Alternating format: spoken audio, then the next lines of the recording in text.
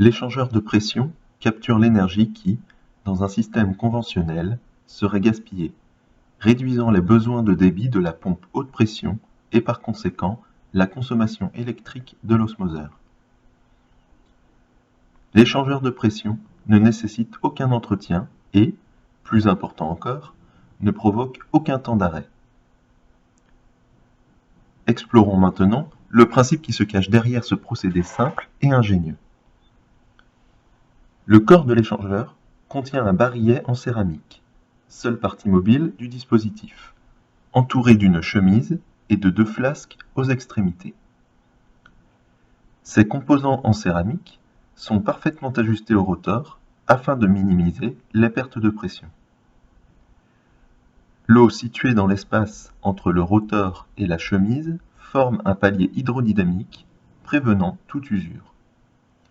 Le système ne nécessite aucune autre forme de lubrification. À l'une des extrémités, l'eau de mer basse pression entre dans l'échangeur et remplit les canaux du rotor. À l'autre extrémité, le rejet sous haute pression des membranes est injecté dans l'échangeur. À ce moment, l'eau de mer est brièvement exposée au rejet.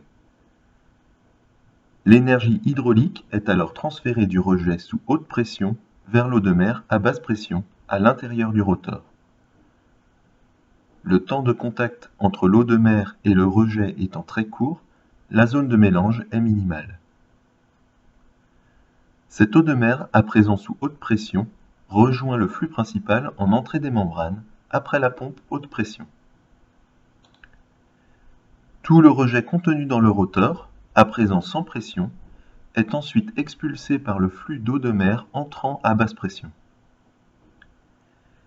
Les canaux du rotor fonctionnent comme un barillet se chargeant et se déchargeant pendant que le processus de transfert de pression se répète en continu. La forme particulière des entrées-sorties des flasques permet la rotation du barillet sans autre énergie que celle apportée par les flux d'eau.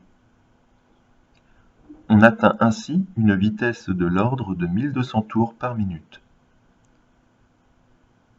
Le rendement de ce dispositif dépasse 95%, ramenant ainsi la consommation de l'osmoseur à environ 3 kWh par mètre cube d'eau potable produite.